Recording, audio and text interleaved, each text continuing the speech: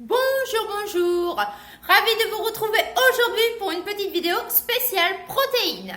Alors, le plus souvent, quand on pense protéines, on pense à mettre un beefsteak dans son assiette. Oui, alors manger des protéines, apporter des protéines à son corps, c'est vraiment très important. Notre métabolisme en a vraiment besoin. Néanmoins, il y a des petites alternatives en dehors du fameux steak. Donc, je vous propose aujourd'hui une petite vidéo spéciale top 10 des aliments contenant des protéines. Alors, c'est parti. En numéro 1, les lentilles. Alors, c'est super connu, mais vraiment, manger des lentilles une fois par semaine, c'est vraiment assez chouette au niveau protéines. Vous pouvez les manger aussi bien chaudes que froides et les recettes sont vraiment à l'infini. Donc, n'hésitez pas, ces fameuses lentilles. En numéro 2, pareil, vous restez dans la famille des légumineuses. Vous pouvez penser aux pois chiches. Alors, les pois chiches, c'est un petit peu plus boudé. Néanmoins, vous pouvez les inclure vous pouvez faire un curry de pois chiches. Vous pouvez faire en salade. Vous pouvez aussi les faire comme des petites cacahuètes grillées avec du paprika fumé. Vous pouvez vraiment essayer d'en inclure dans votre alimentation ces fameux pois chiches qui sont malheureusement un peu trop boudés à mon goût, je trouve. Alors, en numéro 3, vous pouvez aussi penser aux fèves et aux haricots. Alors moi, les haricots, je les inclus très facilement dans mes ragoûts, mais aussi dans mes petites salades. Ils ont vraiment des bons apports nutritionnels d'un point de vue protéines. En plus, c'est coloré, hein, il y a différentes. Il y a les haricots rouges, les haricots blancs, on peut avoir les edamame. Il y a plein de petites couleurs et il y a plein de saveurs différentes. Donc, c'est vraiment plutôt chouette. Donc, vous pouvez penser donc aux haricots. Après, au niveau du petit déjeuner, vous pouvez penser aussi aux flocons d'avoine. Alors, on pense automatiquement au porridge, mais il y a beaucoup de personnes qui ne mangent pas de porridge et n'aiment pas le porridge. Mais vous pouvez mettre très bien un petit peu de flocons d'avoine sur des fruits coupés.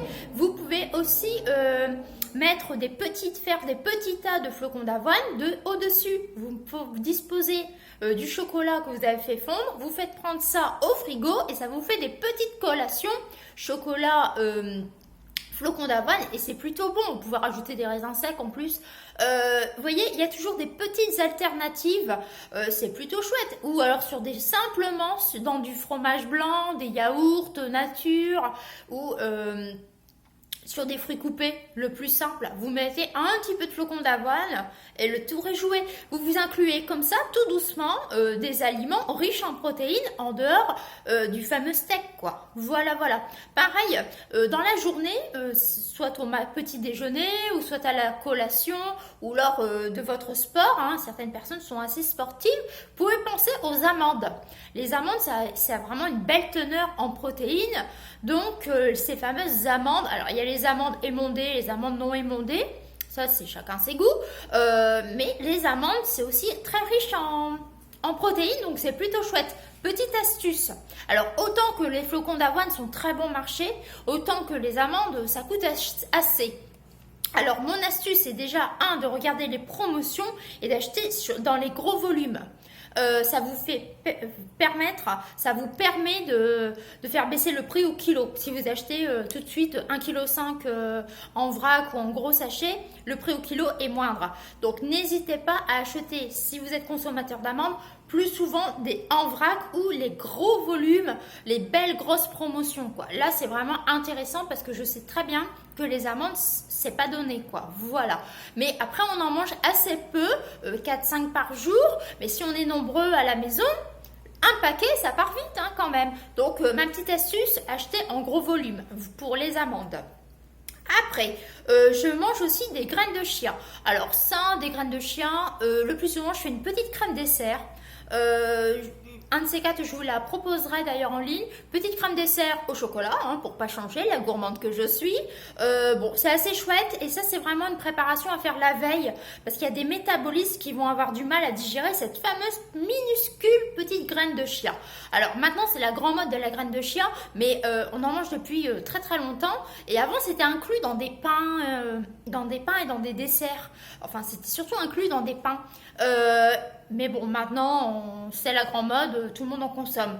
Mais moi, je continue à en manger sous la forme de petites crèmes dessert, tout simplement. Donc, à occasion, je vous partagerai cela sur ma chaîne. Donc ces fameuses petites graines de chia, et moi je les prends bio, voilà, c'est un choix. Donc ça c'est vraiment pas donné non plus, mais avec un paquet vous faites longtemps parce que ça gonfle en fait. Donc vous mettez quelques cuillères à chaque fois dans vos verrines, ça gonfle et puis voilà quoi. Mais moi, privilégiez la qualité pour vos graines de chia, moi je trouve ça important.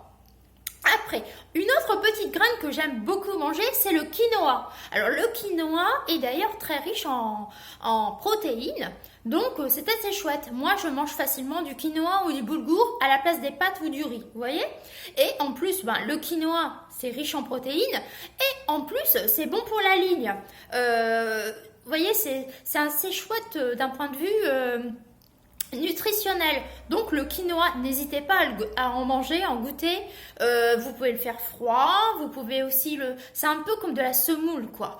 Donc vous pouvez faire une sorte de petit taboulé de quinoa et après vous pouvez manger ça comme du riz ou des pâtes ou de la semoule de blé classique. Vous voyez, on peut facilement inclure ce fameux quinoa. Donc ça c'est pareil, c'est pas vraiment donné, mais si vous aimez bien, enfin si vous voulez faire le test, manger du quinoa. Voilà, c'est plutôt chouette et niveau protéines, c'est plutôt chouette aussi.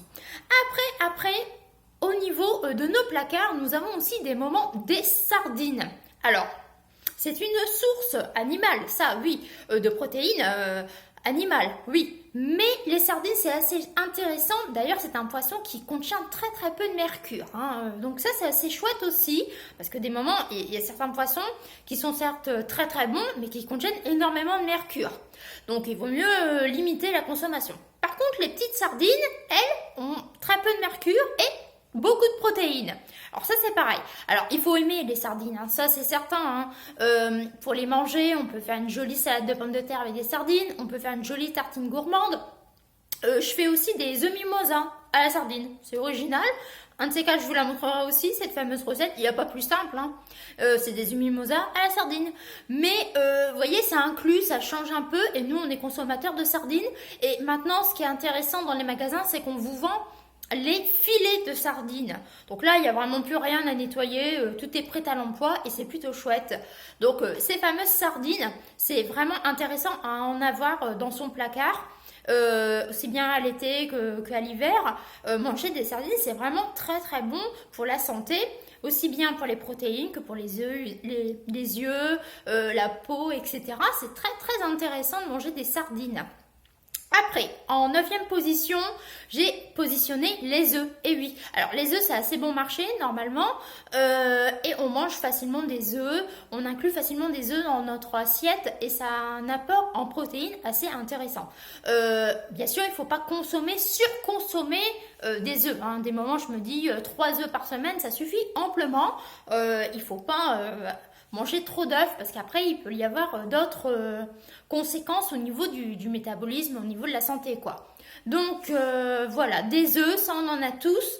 Alors moi j'aime bien pâtisser, donc c'est vrai que le plus souvent mes œufs partent pour la pâtisserie. Néanmoins je fais facilement des œufs durs, des œufs au plat, etc. Des petites omelettes.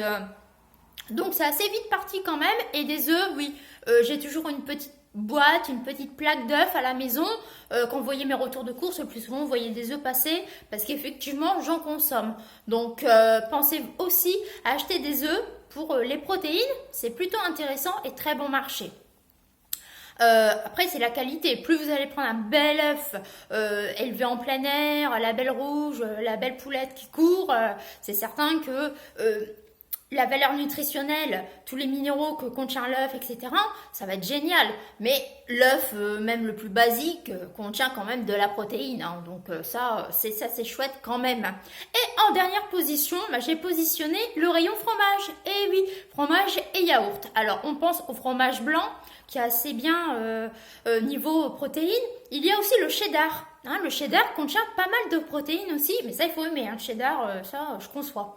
Après il y a la ricotta qui contient aussi pas mal de protéines. Il y a les petits carrés frais. Alors je sais pas si c'est une marque ou si c'est des fromages C'est des petits carrés, voilà, c'est du fromage blanc, c'est des petits carrés, quoi. Ça, ils ont une belle teneur en protéines aussi. Après, il y en a aussi dans le camembert, dans l'emmental. L'emmental contient d'ailleurs aussi des protéines. Et en France, en plus, on est le pays du fromage, donc on peut vraiment se faire plaisir. Bon, bien sûr, le fromage, c'est gras, mais il y a quand même une jolie part de protéines. Donc, finir son repas avec un petit bout de fromage ou se préparer une collation avec du fromage, c'est plutôt intéressant aussi. Donc voilà, c'était donc mon top 10. Les lentilles, les pois chiches, les haricots et fèves, les flocons d'avoine, les amandes, les graines de chia, le quinoa, les sardines, les œufs et les fromages. Dans les fromages et yaourts, il y a aussi les petits suisses. Ça, c'est pareil. Après, il y a la grande mode des skyrs. Mais bon, c'est plutôt cher et en réalité, l'apport en protéines, vous achetez du fromage blanc ou un petit suisse, vous avez presque la même chose, quoi. Si vous n'êtes pas carencé et si vous n'êtes pas super actif, super sportif, manger correctement vous suffit. Il faut manger de tout avec modération, comme toujours. Voilà donc mon top 10 des aliments riches en protéines en dehors de ce fameux steak de bœuf. Allez, j'espère donc que cette petite vidéo vous aura plu et moi je vous dis de prendre soin de vous et à la prochaine.